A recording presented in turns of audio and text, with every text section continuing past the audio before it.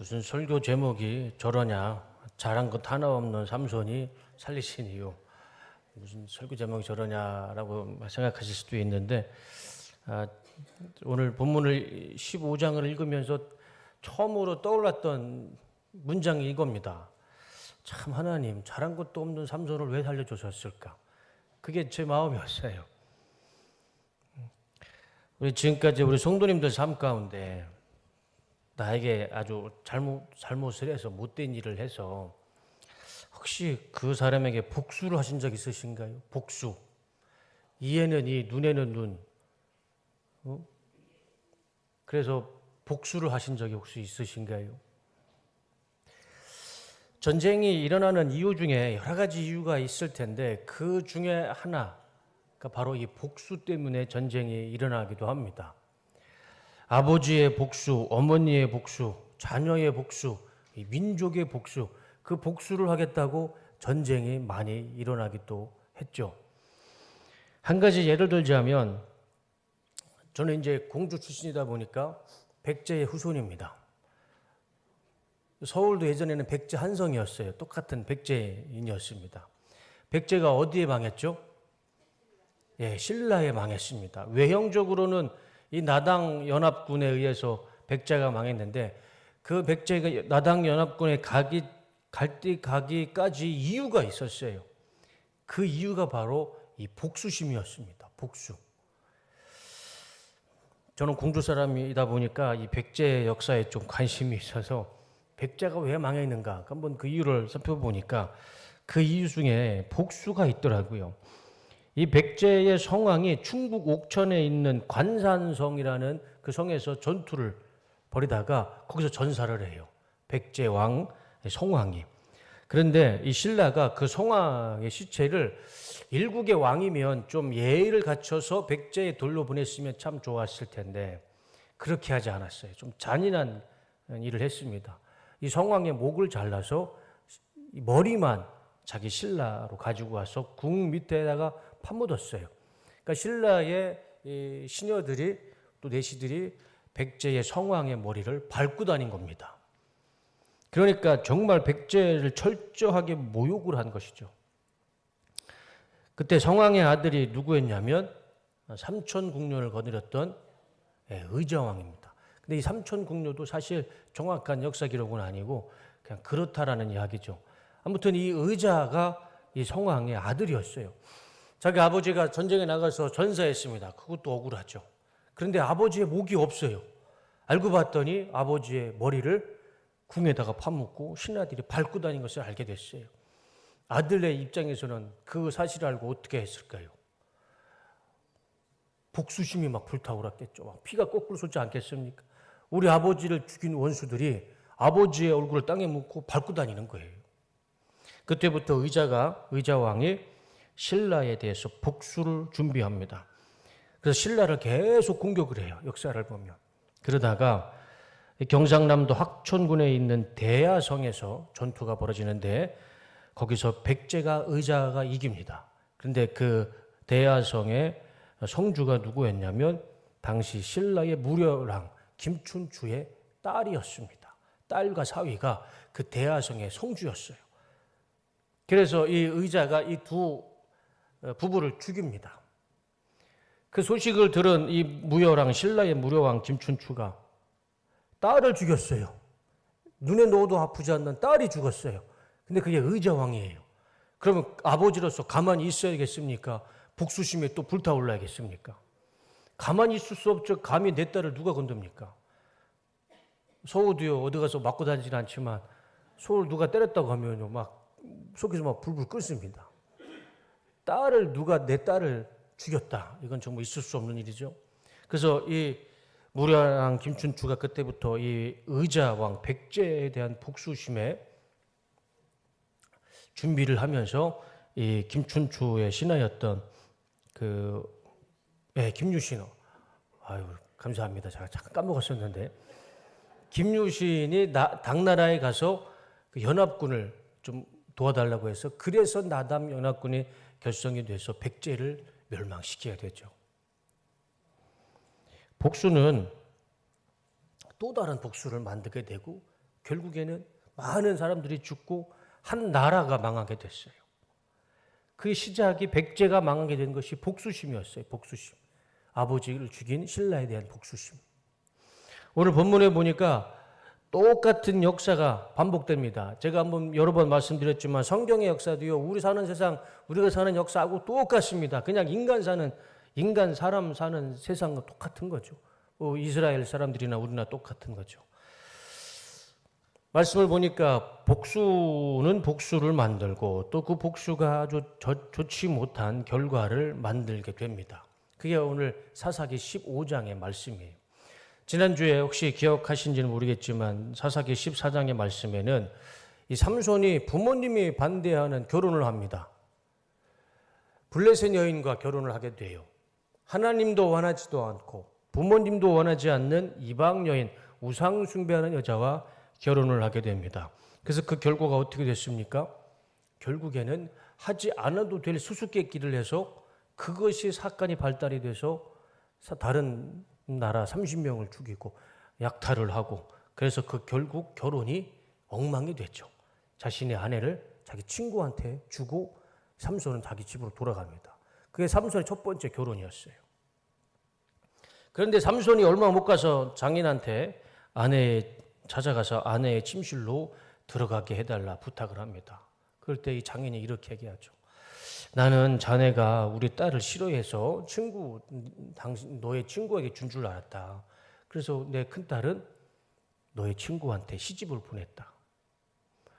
그런데 나에게는 둘째 딸이 있는데 그 딸이 더 예쁘다. 그러니 둘째 딸하고 결혼을 해라. 그래서 삼손이 그거를 받아들이지 못하는 거예요. 삼손이 버럭 화를 내죠. 그러면서 이런 얘기를 합니다. 이제부터 내가 블레셋 사람들에게 하는 이 모든 일들은 내 탓이 아닙니다. 내 책임이 아닙니다. 이건 다 블레셋 사람 당신들의 책임입니다. 그러면서 무슨 일을 합니까? 오늘 읽었던 본문의 말씀을 하는 거예요. 여우를 300마리를 잡아요. 여우가 얼마나 빠른 동물입니까? 한 마리 잡기도 힘든데 300마리를 잡아서 2마리씩 꼬리를 묶어서 그 꼬리에다가 불을 붙이고 풀어놓습니다. 그때가 이제 블레셋이 농사를 지어야 할 그 철이었어요. 밭에 곡식들이 있고 또 어떤 거는 곡식단을 쌓아놓고 그 밭과 곡식단에 꼬리에 여우에 불을 붙여서 풀어놓습니다. 어떻게 됐을까요? 여우들이 꼬리에 불이 붙었으니까 막 여기저기 돌아다니면서 곡식을 다 불태워버립니다. 1년치 농사가 다 망했어요. 블레셋 사람들이 난리가 났죠. 누가 이런 짓을 했느냐 알아보니까 삼손이 했던 겁니다.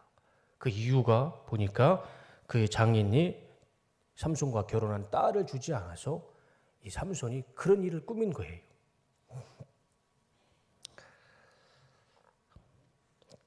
그래서 이 블레셋 사람들이 장인의 집에 찾아가서 어떤 일을 합니까? 이 장인과 그 딸을 똑같이 자신의 곡식에 불에 탔던 것처럼 불에 태워 죽입니다. 참 잔인한 역사가 있죠.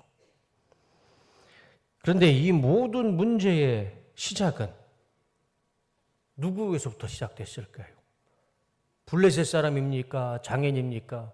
또 그 삼손의 아내입니까? 아니면 삼손입니까? 이 모든 불행의 문제의 시작은 삼손이에요. 그런데 이렇게 큰 일이 크게 됐으면 자신의 잘못을 좀 회개하고 좀 반성할 줄 알아야 되는데 삼손이 이상한 결심을 합니다. 7절과 8절 말씀을 보여줘 보세요. 7절과 8절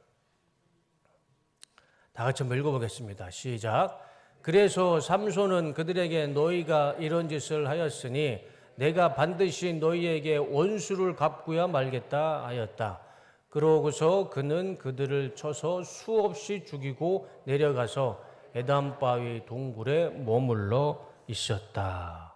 삼손이요 또 복수를 하겠다고 결심을 하고 블레셋 사람들을 수없이 죽입니다. 복수가요 또 다른 복수를 만들었어요. 솔직히 삼손이 무슨 원수를 갖겠습니까? 그 모든 문제의 원인은 누구로부터 시작됐어요? 삼손이에요. 원수를 갚아도 블레셋 사람이 삼손한테 갚아야지 삼손이 블레셋 사람들한테 원수를 갚는 거는 이거는 주객이 전도가 된 거예요. 앞뒤가 맞질 않아요. 자기가 먼저 하나님의 뜻을 어겼습니다. 하나님이 언제 이방 여인과 결혼하라고 했습니까? 언제 우상 숭배하는 여인과 결혼하라고 했습니까? 삼손이 먼저 하나님 말씀을 어겼어요. 그리고 부모님, 아버지, 어머니의 뜻을 어겼습니다. 아버지, 어머니가 우리 지난주에 봤듯이 삼손에게 결혼하지 말라고 그랬어요. 너에게는 너의 민족이 없냐? 너의 친척이 없냐? 왜 하필 블레셋 여인과 결혼하려고 하느냐? 부모님이 반대했어요. 하나님의 뜻도 아니고 부모님의 뜻도 아닌 자신의 그 하나님과 믿음과 부모님의 뜻도 다 어기면서 결혼을 했고, 그리고 또 여우 300마리를 풀어서 블레셋 사람들의 1년치 곡식을 다 불에 태웠고, 그리고 자기 결혼했던 아내도 친구한테 버렸습니다. 모든 것을 봐도 삼손이 잘한 것이 하나도 없어요. 진짜 삼손이 잘한 게 하나도 없습니다. 그러면 좀 겸손하게 그런 일이 됐으면, 자기 아내가 불에 타서 그렇게 운명을 달리했으면, 장인이 그렇게 됐으면 좀 겸손하게 자신의 잘못을 인정할 줄 알아야 되는데 오히려 더 블레셋 사람들을 더 죽입니다. 일이 커졌어요. 그래서 블레셋 사람들이 군대를 이끌습니다. 이제 한두 명 가지고 일이 해결될 일이 아니에요. 그래서 블레셋 사람들이 군사를 일으켜서 유대 땅에 들어와서 진을 칩니다. 이제 자칫하다가는 이제 이스라엘 나라가 망하게 생겼어요. 군대를 이끌고 와서 진을 친 겁니다. 그래서 이스라엘 사람들이 물어봐요. 왜 왔느냐? 그랬을 때 설명해 주는 겁니다. 삼손이 이런 일을 했기 때문에 우리가 군대를 이끌고 이렇게 왔다. 11절과 13절 말씀 보여줘 보세요.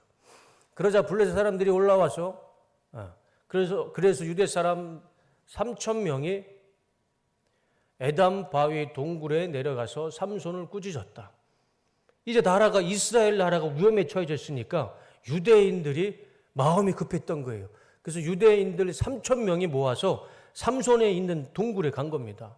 그래서 이렇게 얘기를 합니다. 우리가 블레셋 사람의 지배를 받은 줄 네가 알지 못하느냐? 네가 어째서 이런 일을 저질렀느냐? 지금 이스라엘은 블레셋에게 통치를 받고 있는 상황입니다. 그런 상황에 삼손이 블레셋에 가가지고 이런 일을 했던 거예요.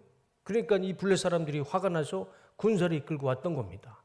우리가 상황이 이런 걸 너는 모르느냐? 왜 블레셋 사람들을 자꾸 성질을 긁느냐? 그들이 나에게 한 대로 나도 그들에게 갚아주었을 뿐이다. 저건 아니죠. 삼손이 먼저 한 거죠. 우리가 너를 묶어 블레셋 사람의 손에 넘겨주려고 왔다. 그렇다면 너희가 직접 나를 죽이지 않겠다고 맹세하여라. 삼손이 이제 딜을 하는 거예요.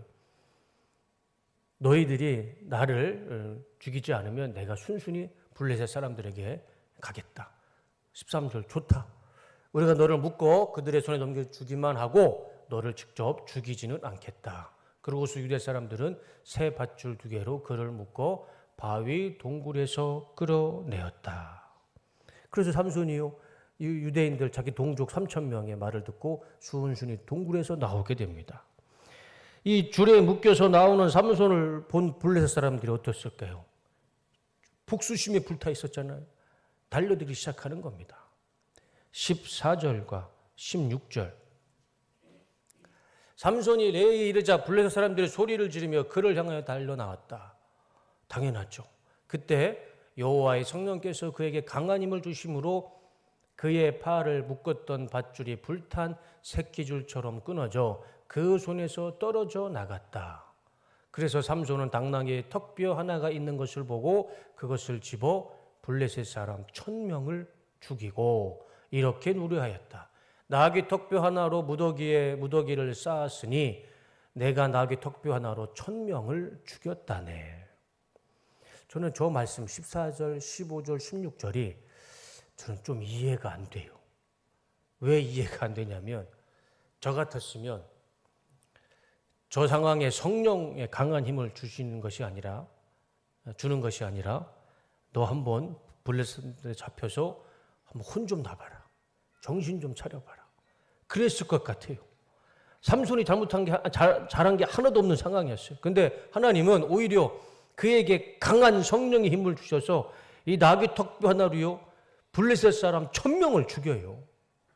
만약에 삼손이 억울하고 잘하다가 쫓겨서 동굴에 숨어 있으면 그래도 돼요.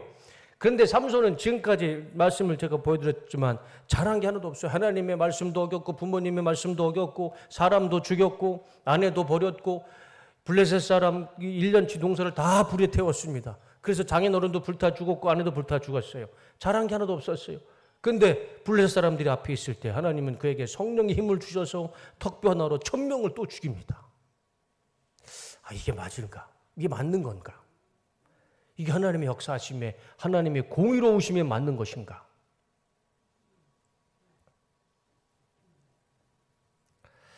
더 이해할 수 없는 장면이 나옵니다. 그렇게 1000명을 죽이고 나니까 그 더운 나라에 얼마나 이 갈증이 심했겠습니까?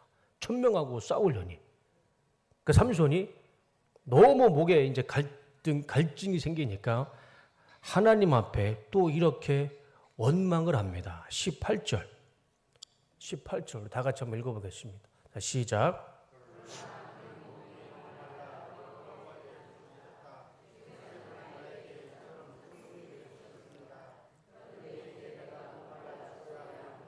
이방민족 블레셋 사람의 손에 붙잡혀야 하겠습니까? 목이 너무 말라서 하나님한테 원망을 하는 겁니다. 주께서 나에게 이처럼 큰 승리를 주셨습니다. 그런데 이제 내가 목말라 죽어야 하며 이방민족 블레셋 사람 손에 붙잡혀야 하겠습니까? 내가 이렇게 목이 말라 죽어야 되겠습니까? 하나님 앞에 원망하는 거예요. 참 삼손도 성격이 참 이상한 사람인 것 같습니다. 그런데 하나님은 또 이런 삼손의 원망을요 무시하지 않아요. 우리 하나님은 참 좋으신 분이십니다. 19절과 20절 말씀을 보시면 그렇게 말도 안 되게 못된 짓을 하고 사람을 죽여놓고 하나님 원망할 때 하나님 이렇게 응답하세요. 19절과 20절. 전도사님 졸지 마시고. 그때 하나님이 그곳 레이에 있는 한 우묵한 곳을 터지게 하셨다. 하나님이요 지하수를 터뜨려 주십니다. 그 물이 귀한 이스라엘에. 그러자 샘물이 솟아나와 삼손이 그 물을 마시고 원기를 다시 회복하였다. 그래서 그 샘을 엔학고레라고 불렀는데 그것이 오늘날까지도 레이에 있다. 삼손은 블레셋 사람들이 통치하던 시대에 20년 동안 이스라엘의 사사로 지냈다. 하나님이요 그 원망하는 삼손에게 전용 지하수를 터뜨려 주셨어요. 그래서 삼손이 물을 마시고 살아나게 됩니다. 이것이 15장의 말씀인데 참 이해할 수 없는 사건이 두 개가 있죠. 삼손의 잘못한 복수심에 사람들이 많이 죽었고 삼손의 잘못한 행동 때문에 많은 불행한 일들이 만들어졌습니다.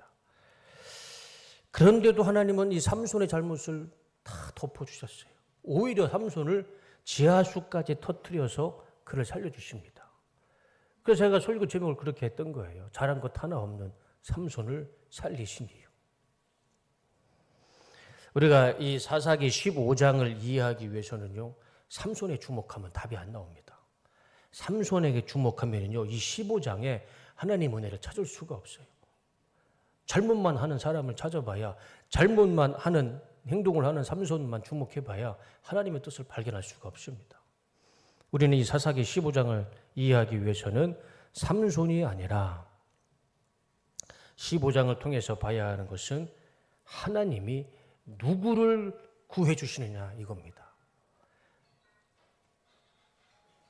네. 우리 계속 바쁘신 것 같은데. 네. 하나님은 사사기 15장을 통해서 삼손을 통해서요, 삼손을 구해 주신 게 아니고 이스라엘 나라와 이스라엘 민족을 구해 주신 겁니다. 여기에 하나님의 뜻이 있어요. 삼손의 잘못을 묵인하시고 그를 살려주신 것이 절대 아닙니다. 삼손을 살려주신 이유는 삼손이 잘해서가 아니라 그를 통해서 이스라엘 전체를 살려주신 겁니다. 삼손의 불순종과 잘못과 정욕과 복수심 때문에 나라가 위험에 처해졌어요.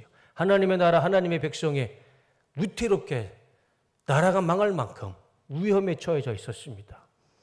그때 하나님은 삼손을 사용하셔서 이스라엘 백성들을, 그 민족을 살려주셨던 것입니다.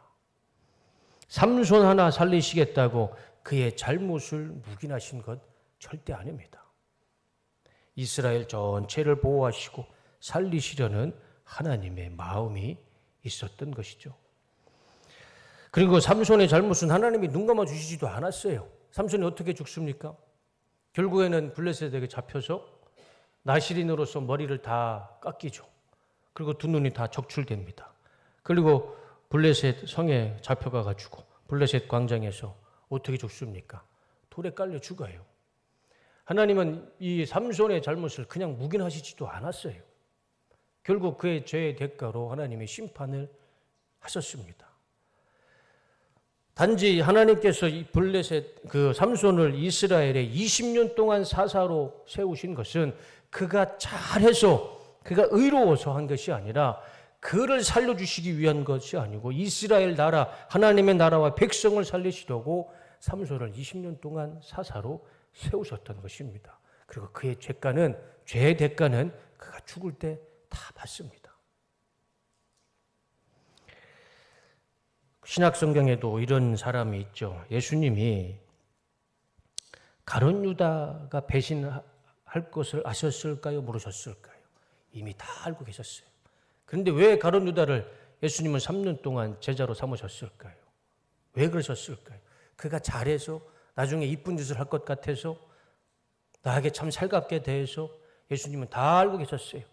그럼에도 예수님이 왜 가룟 유다를 데리고 3년 동안 제자로 삼으셨냐면 가룟 유다가 해야 할 일이 있었습니다. 못된 짓을 할지라도 자신을 배신하고 자신을 은 30개의 팔 못된 짓을 할 것을 다 아시면서도 예수님은 가룟 유다를 제자로 3년 동안 품어주셨어요. 왜냐하면 그가 그 일을 해야 하기 때문에. 온 인류를 구원하시기 위해서는 가룟 유다가 해야 할 일이 있었습니다. 가룟 유다의 탐심과 욕심, 배신, 그것이 예수님의 십자가 사역, 구원의 사역에는 필요하셨던 겁니다. 마찬가지죠. 삼손이요, 나시린이라고 해서 그의 잘못과 죄를 하나님이 묵인하신 것이 절대 아닙니다. 그가 아무리 잘못을 해도 사사로서 해야 할 역할이 있었습니다. 그 사사의 역할이 무엇이죠? 이스라엘을 보호하는 거였습니다. 이스라엘 민족을 보호하는 것이 사사의 역할이었어요. 그래서 사무엘이 아무리 못된 짓을 하더라도, 어리석은 짓을 하시라도 하나님은 그의 볼멘 소리를 다 응답하시고 지하수를 터뜨려서 물을 먹여주시고 성령의 힘을 주셔서 특별로 1000명을 죽이는 그런 역사를 하나님께서 일으켜 주신 것이죠. 삼손은, 또 가룟 유다는 자기 그릇대로, 자기 성질과 기질대로 하나님께 쓰임 받은 것뿐입니다. 그들이 잘해서 쓰인 거 아니에요. 그들이 훌륭해서 하나님이, 또 예수님이 쓰신 것 절대 아닙니다. 하나님은 이스라엘 전체를 생각하셨기 때문에 삼손을 살려주셨고, 예수님은 온 인류의 죄사함을 위해서 가룟 유다를 3년 동안 제자로 삼아주셨을 뿐이죠. 우리가 삼손을 통해 기도해야 할 것은 이것입니다. 하나님께서 쓰임받을 때 적어도 우리는 삼손처럼 쓰임받지 않기를, 또 가룟 유다처럼 쓰임받지 않기를 위해서 기도해야 됩니다. 삼손처럼 부족한 성격, 기질, 분노하는 마음으로 쓰임받아서는 절대 안 됩니다. 우리도 바울처럼요. 처음에는 악한 성품이었지만 바울이 나중에 어떻게 됩니까? 예수님을 만나서 성품이 다 변하죠. 그래서 하나님은 복음의 가장 도구로, 선한 도구로 하나님께서 바울을 사용해 주셨습니다. 우리도 바울과 같은 삶이 되길 원합니다. 우리의 부족한 성격, 기질, 악한 성격, 바울처럼 변화받아서 하나님의 손에 붙들려서 하나님의 복음을 위해 사람을 살리는 데에 삼손처럼, 가룟 유다처럼 그렇게 쓰임받는 것이 아니라 바울처럼 귀하고 값지게 생명을 살리는 데에 쓰임받는 저와 우리 성도님들의 삶이 되시기를 주님의 이름으로 축원합니다. 설교를 마치겠습니다. 주님께서 우리를 부르시는 그날까지 우리는 적어도 삼손처럼 쓰임 받지는 말아야 됩니다. 사람의 악한 기질과 본성과 정욕으로 쓰임 받아서는 절대 안 됩니다. 우리 모두 하나님 손에 붙들려서 사람을 살리는 도구, 생명을 살리는 도구, 복음을 전하는 도구, 우리 전체, 우리 뚝섬교회 전체를 살리는, 생명을 살리는 도구로 쓰임 받을 때에 그것이 하나님 앞에 정말 축복받은 성도의 삶이고, 또 그런 삶이 하나님께서 역사하시고 축복하시는 주님의 자녀의 삶이 되는 것이라 믿습니다. 그런 삶을 살아가시는 우리 성도님들의 삶이 다 되시기를 주님의 이름으로 축원합니다.